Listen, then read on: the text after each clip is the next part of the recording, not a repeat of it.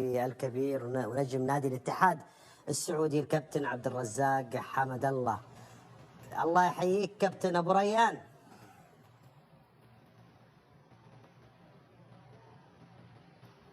السلام عليكم ورحمة الله أخويا وليد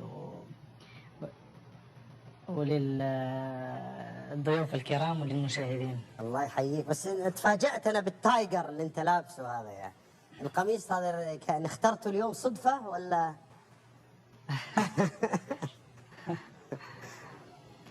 لا جبت معايا ملابس، شفت تايجر وخلاص عجبني وخلاص الحين القلب صار مع تايجر الحين.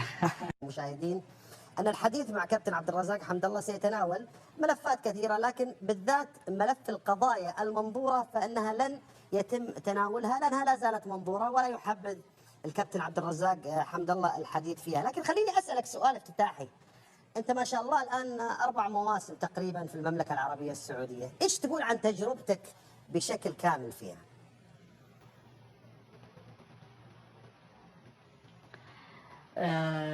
في الحقيقة يعني قرابة 5 سنوات مش 4 سنوات، يعني أنا في سنتي الخامسة هنا في المملكة. أكيد خارج كرة القدم فأنا الحمد لله مرتاح بالجميع الأماكن اللي أروح لها، يعني مكة المكرمة، المدينة، أي مكان هنا أروح وأنا مرتاح فيه. لكن كيف تعرف أنت يعني عالم كرة القدم فيه شوية ضغوطات لكن أنا بالنسبة لي يعني هذا الشيء اللي خلاني أبقى في الدوري هنا، لأنه يعتبر أقوى دوري في آسيا وفي الوطن العربي. فأنا بالعكس يعني أحب أبقى في المكان اللي فيه الندية في الملعب وخارج الملعب. احنا اليوم 6 نوفمبر وانت انتقلت للاتحاد في شهر 12 ديسمبر، 11 شهر كابتن تعرضت فيها لضغوط ضخمة جدا. البعض يقول انه حمد الله يعني الضغوط بالنسبة له بحال فنجان القهوة، يعني مزاجه تحت الضغط يبدع. ايش تعليقك على هذا الكلام؟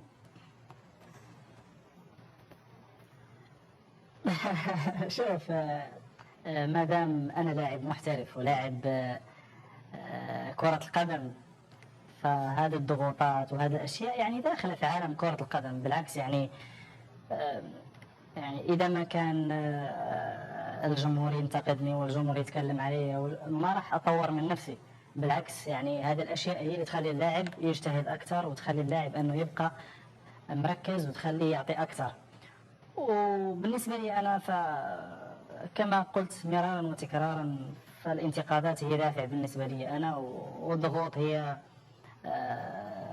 درج أطلع فيه أنا فقط. يعني تعرضت كابتن أنت يعني نقدر نقول لحملة قوية ضدك بالذات من بعض الجماهير، وتعرضت أيضا لحملة دفاع كبيرة جدا من محبينك على الطرف الآخر.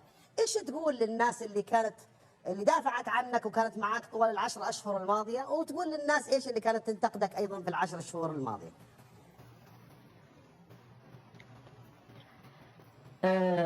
أولا أبدأ بالناس اللي كانت تنتقد. تعرف أن ربما تنتقد في نسبة كبيرة تنتقدك لأنه تحبك، يعني ما تبغى تشوفك في نادي آخر، وفي نسبة أخرى من الجمهور تنتقد من أجل محبة فريقها يعني، وهذا حقهم مشروع. وكما قلت لك أنا بالنسبة لهذا الانتقاد لا أعطيه أي اهتمام أبدا. أما بالنسبة للفئة اللي كانت معايا وأغلبيتها من جماهير الاتحاد فمشكورين كثير يعني،